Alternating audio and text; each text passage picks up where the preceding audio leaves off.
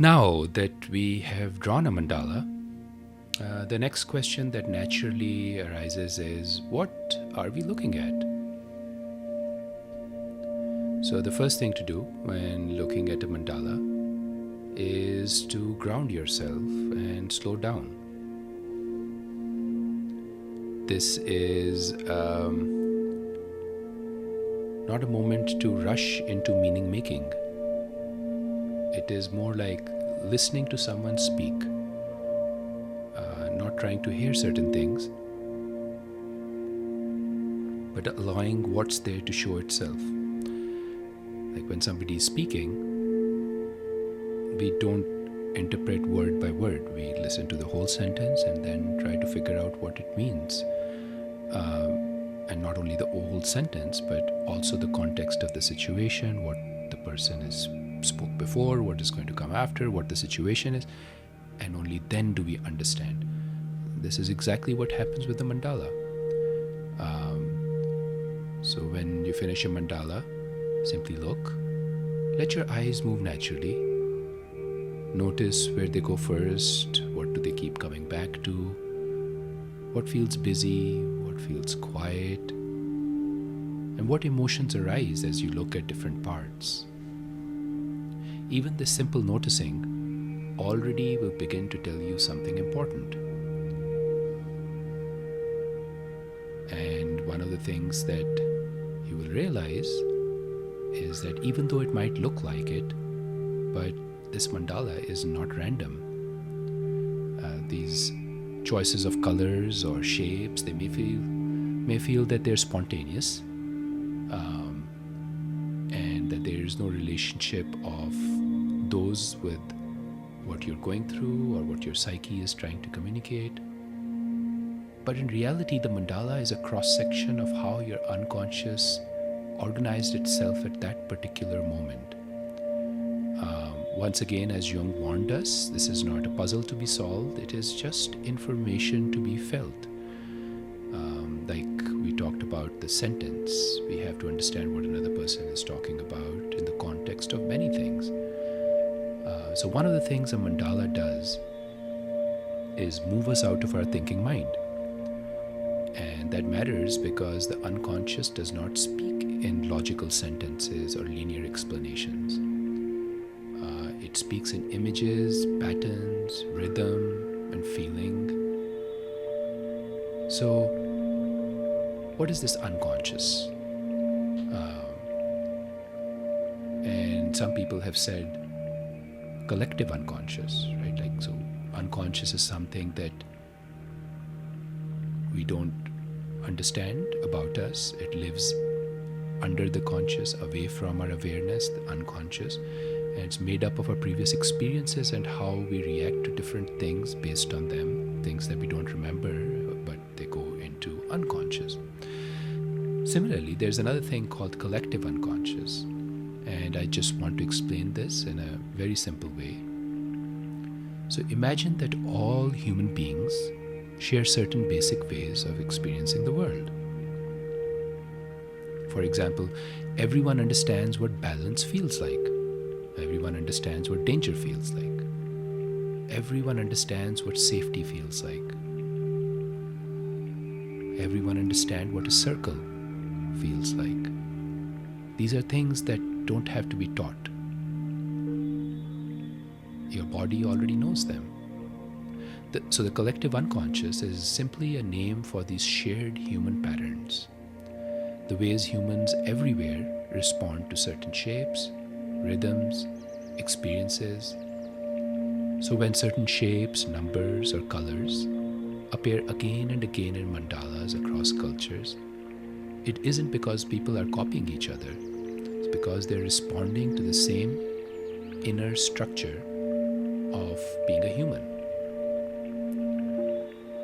And at the same time, personal life also matters, like personal unconscious. And your memories, experiences, emotions, and associations, all of those matter.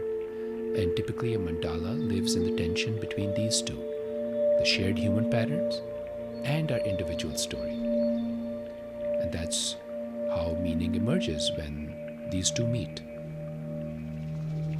So, numbers, for example, they are an organizing principle of reality.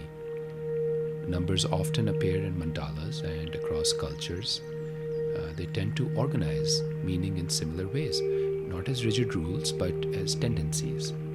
For example, number one, feels like a center, a focus, a unity, something everything returns to. Number two often feels like tension, relationship, a choice. Because once there is more than one, there is an interaction. Three often feels like movement or process, something trying to resolve or grow. Like the two polar opposites that we see in the world, and the third that comes to include both of them. Four often feels like structure, stability, boundaries, or containment. Six appears in mandalas when it relates to harmony and balance or careful holding. These meanings don't decide your mandala for you. They simply give you a language for noticing patterns. And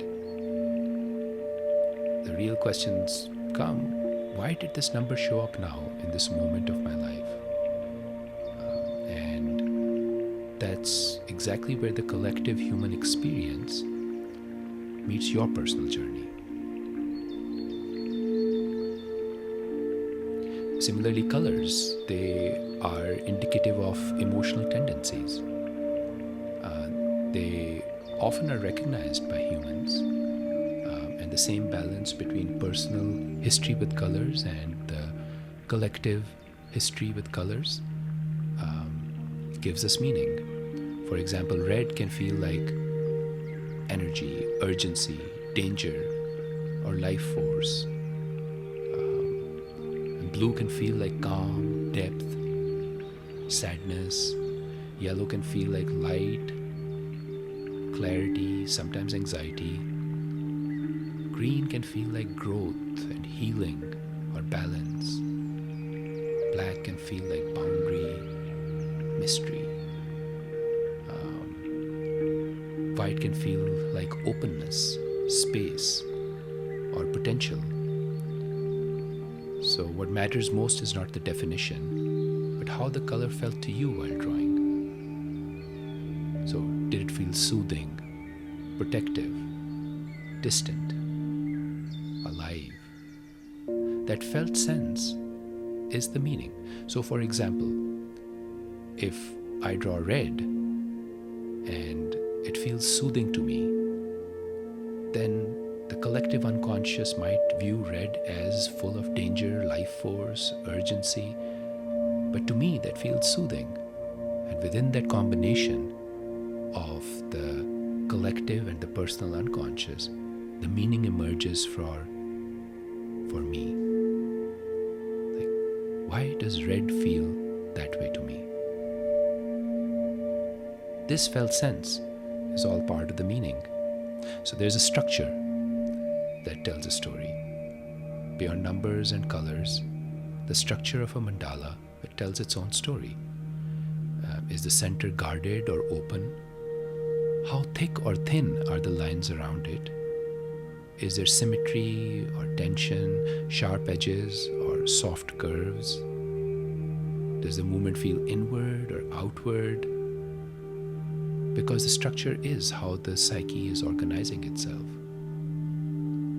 A thick guarded center often suggests something important is being guarded or protected. A strong symmetry can reflect a need for order or stability. Fragmentation can reflect urgency or overwhelm. A spacious, wide mandala can reflect calm or openness. And once again, this is not about something being good or bad.